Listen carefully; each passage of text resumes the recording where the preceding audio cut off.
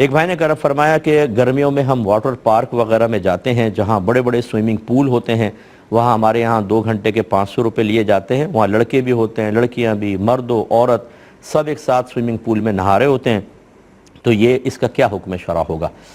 دیکھیں اس طرح بالکل ناجائز ہے کہ جہاں پہ عورتوں اور مردوں کا اختلاط ہو، عورتوں کو جانا بھی گناہ ہے اور مرد کو جانا بھی گناہ ہے، چاہے عورتیں دور ہوں لیکن نگاہ پڑتی ہے پانی کے اندر، اور پھر پانی سے باہر نکلتے ہوئے جو جسم ہے، کپڑے ہیں چپک جاتے ہیں جسم کے ساتھ، تو خاص طور پہ عورتوں کے جسم کی حیت پر نگاہ پڑے گی، اور یہ شرعی طور پہ بالکل ناجائز ہے اور گناہ ہے عورت کے جسم پر اس طرح نگاہ ڈالنا، تو ایسے مقام پر گویا کہ جانا بھی گناہ ہے۔ اگر وہاں پر صرف یہ ہے کہ مرد ہی مرد ہوں یا کہیں عورتوں کا الگ انتظام ہو، وہاں صرف عورتیں ہوں تو پھر بھی گنجائش ہے، لیکن میں تو بہنوں کو منع ہی کروں گا، کیونکہ کہاں ہڈن کیمرہ لگا ہوا ہے آپ کو کچھ پتہ نہیں ہے، تو یہ ہو سکتا ہے کہ آپ کی وہ ویڈیوز وغیرہ عام نہ کی جائیں، لیکن اپنے لیے وہ بنا کر رکھ لیں، یہ بھی کوئی بعید نہیں، اور بعد میں وہ دیکھتے رہیں، مناسب چیز نہیں ہوتی ہے، اور تو اس لیے اس طرح کے جگہوں پر جانا اور خاص طور پہ سوئمنگ پول وغیرہ میں تھوڑا سا احتیاط کریں، یہی بیسٹ ہے، اور اگر خدا نہ خواستہ کوئی شیطان قسم کے ہوئے تو آگے بھی برے معاملات ہو سکتے ہیں، لیکن ہمیں کسی پہ بدگمانی کی اجازت نہیں ہے۔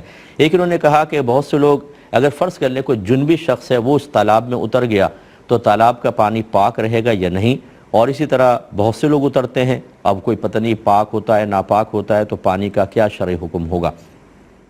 دیکھیں پہلی بات تو یہ کہ اللہ تعالیٰ نے جو یہ فرمایا کہ هو الذی خلق لکم ما فی الارض جمیعا، اللہ تعالیٰ نے وہی ذات ہے، اللہ تعالیٰ کی ذات وہی ہے جس نے دنیا میں جو کچھ ہے یا زمین پہ جو کچھ ہے تمہارے نفع کے لیے پیدا کیا ہے، اور کئی دیگر احادیث اور آیات کا خلاصہ یہ ہے کہ نفع انہی چیزوں سے اٹھا سکتے ہیں جو پاک ہوں اور حلال ہوں۔ اس کا مطلب ہے ہر چیز تقریباً اولاً پاک ہی ہوتی ہے، حلال بھی ہوتی ہے، پھر کسی وجہ سے وہ حرام بنتی ہے یا وہ ناپاک ہوتی ہے۔ اس آیت کے تحت ثابت ہے کہ ہر چیز کو پاک مانا جائے گا، ہاں جیسے گندگی ہوتی ہے، نجاستیں ہوتی ہیں، یہ اصلاً ہی ناپاک ہوتی ہیں، لیکن باقی چیزیں مثلا اب یہ پانی ہے، اس آیت کے تحت اس کو پاک ماننا واجب ہے، جب تک کہ یہ ثابت نہ ہو جائے کہ واقعی اس میں کوئی نجاست گری ہے، اس کو پاک ہی مانا جائے گا۔ اب آپ کا یہ گمان ہے، خالی ظن ہے کہ شاید کوئی ناپاک آدمی وہاں پہ چلا گیا ہو جس کے جسم پہ کوئی ظاہری نجاست ہو تو ایسا ہو گیا ہو، تو اگر ایسا فرض کر لیں ہوتا بھی تو خالی ظن سے ہم اس پانی کو ناپاک نہیں کہہ سکتے، کیونکہ آیت سے ہر چیز کا پاک ہونا یقینی طور پہ ثابت ہوا، اور یہاں آپ کا صرف ایک گمان ہے، اور ظن یقین کو زائل کرنے کی صلاحیت نہیں رکھتا۔ مشہور ضابطہ ہے کہ الیقین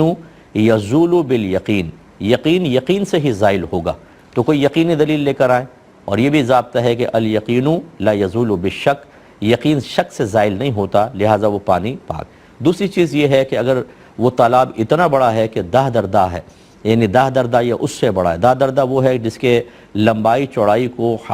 ضرب کریں تو حاصل ضرب 225 فٹ آ جائے، تو 45 اور 9 سمجھ لیجئے کہ 225 فٹ ہے، اتنا بڑا اگر وہ حوض ہے تو یاد رکھیں کہ اس میں اگر کوئی ناپاک آدمی پہ اتر گیا،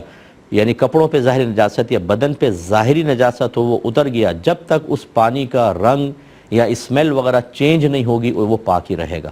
اس کو کہتے ہیں نجاست کا اثر ظاہر ہونا، جب تک نہیں ہوگا پاک رہے گا۔ تو اسی طرح جب جنبی بھی اتر گیا تو جنبی کے اندر تو اوپر نجاست حقیقیہ بھی نہیں ہوتی، حکمیہ ہوتی ہے، لہذا اگر وہ اتر بھی گیا تو اس پانی پہ کوئی فرق نہیں پڑے گا، یہ پانی پاک ہی رہے گا۔ امید ہے کہ آپ بات سمجھ گئے ہوں گے۔